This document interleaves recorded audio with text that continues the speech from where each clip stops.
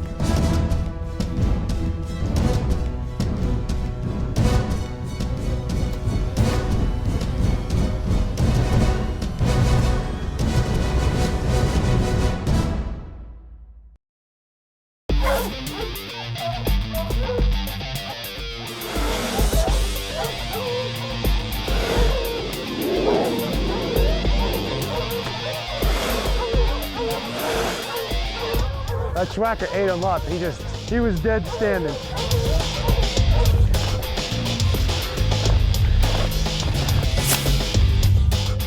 Any game, any place, every time. Schwacker.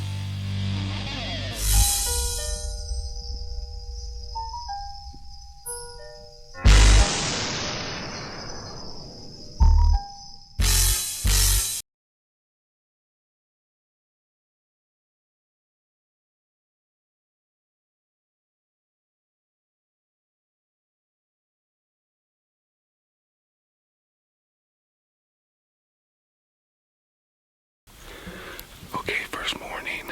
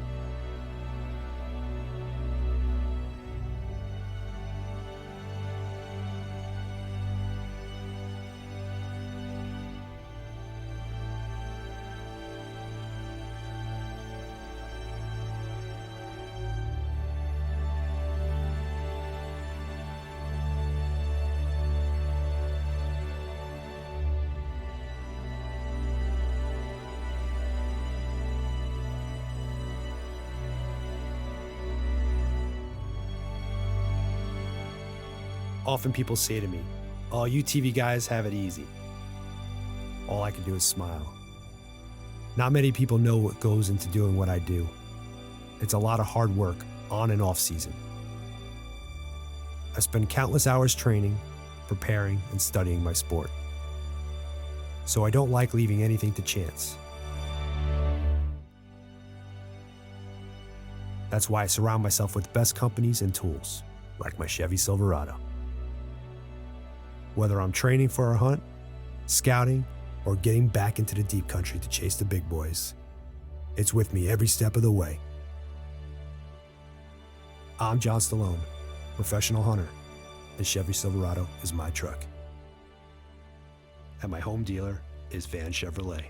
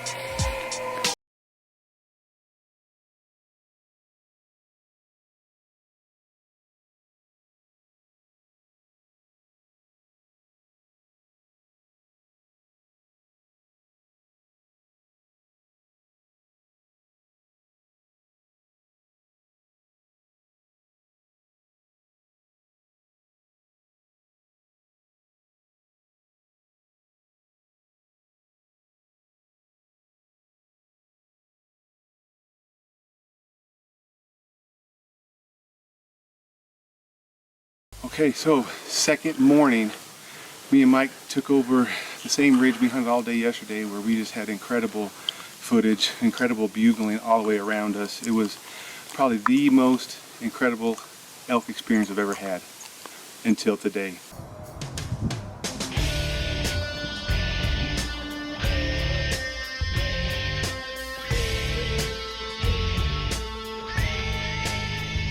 Hi, welcome to the Hunting Channel Online's Tip of the Week. I'm your host, John Stallone.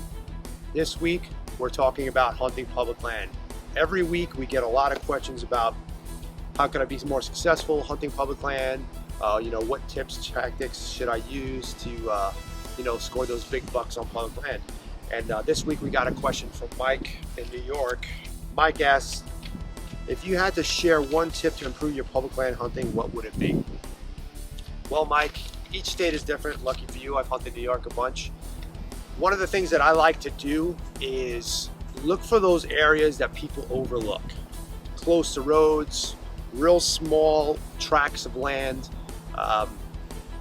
Believe it or not, some of my biggest bucks came out of, especially in New York, came out of the smallest pieces of property that were public, that people didn't know were public, that are nestled between homes and stuff like that. Might even be that parking area where everybody parks to enter into the public land. The second thing I like to do is I like to hunt areas that don't allow motor vehicle access. This will automatically increase your odds because the statistics say that most hunters won't venture 1 mile away from their truck. Now, to access these areas, I like to use a mountain bike, and I have the Raghorn CB4 hunting bike. It's perfectly set up to ambulate through the nastiest country. It's got low gears, big fat tires, and it has all the traction and all the things you need to get up the steepest, nastiest country. And it comes with some really cool accessories like to mount your bow or your gun, and it even has a pack rack. The Raghorn lets me slip into these areas quickly and quietly, and I can find my own little piece of paradise in public land. So contact your local game office, find out if there's any of these non-motorized vehicle areas that you can access. Get on your mountain bike, find yourself your own little honey hole, and start being more successful. Remember, for other great tips like this, check out thehoneychannelonline.com. Thanks for joining us, and we'll see you out in the field. Hi, I'm John Stallone of the Honey Channel Online. I spend a lot of time in the backwoods, and I rely heavily on my equipment to perform at professional level. That's why, when I need my equipment worked on, I only trust the professionals at Arizona Archery Club. These guys are not only the best in the business, they run one of the best shooting facilities in the Southwest. Come check out their pro shop. It's filled with all the latest and greatest. When you get here, you'll be greeted by a knowledgeable staff and a smiling face. Tell them John Stallone sent you, and we'll see you out in the field.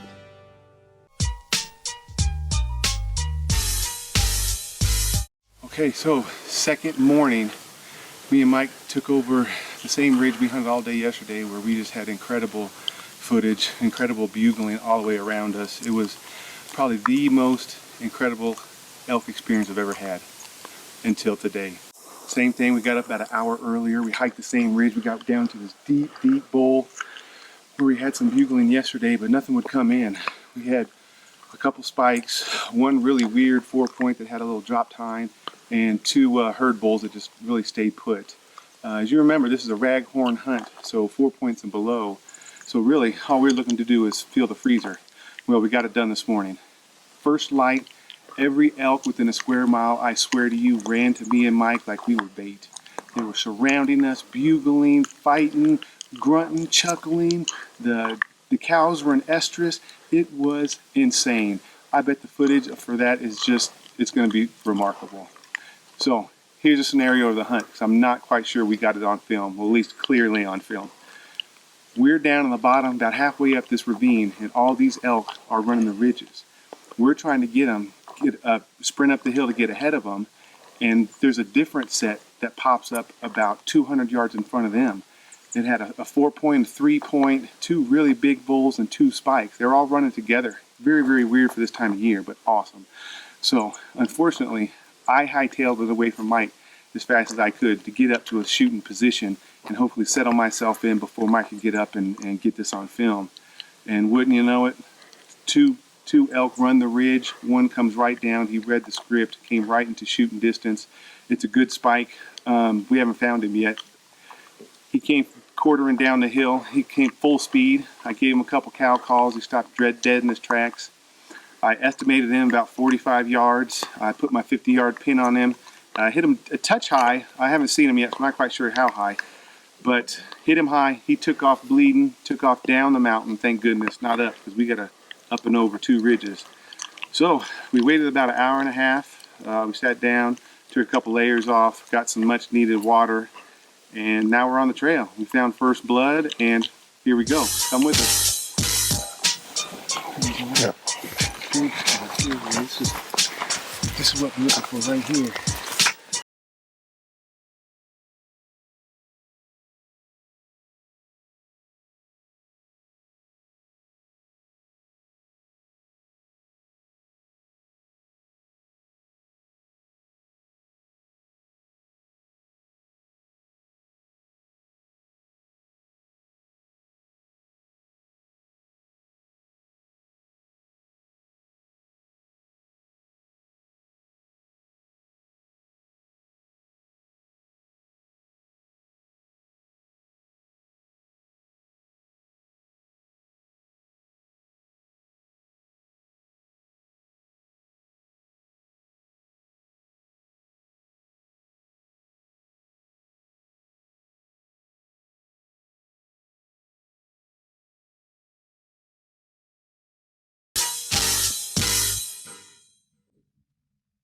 Pack them out.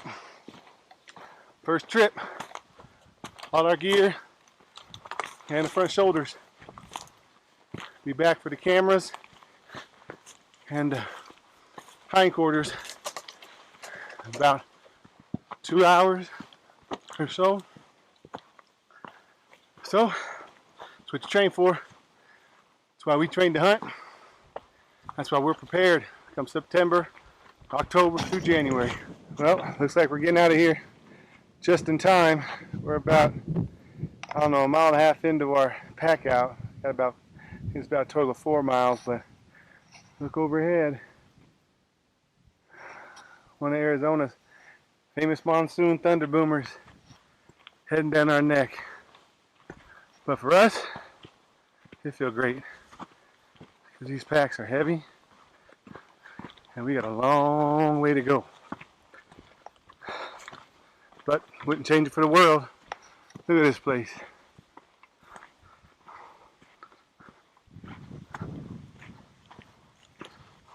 Okay, Mike and I are back for the very last trip of our pack out. We started this 2 days ago with the 5-mile journey back here into the backcountry.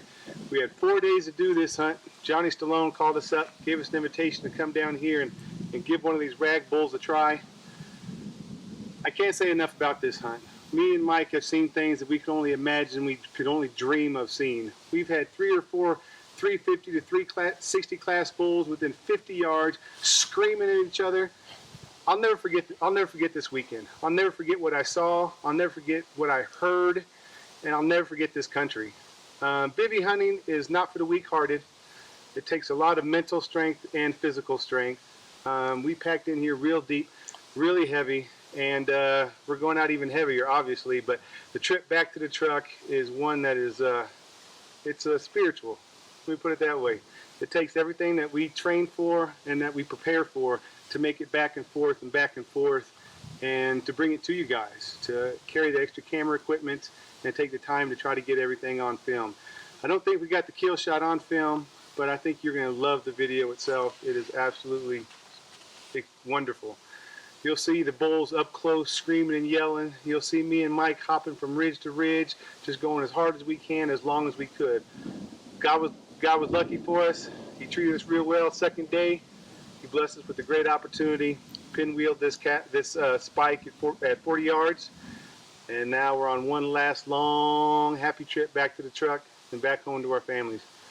Thanks for joining us. Thank you, John Stallone, for giving No Regrets Outdoors a chance to come in here and try to get it done in 4 days. Only took us 2. Remember that next year. So for John, for Mike, I'm Matthew Ament, and this is Days in the Wild.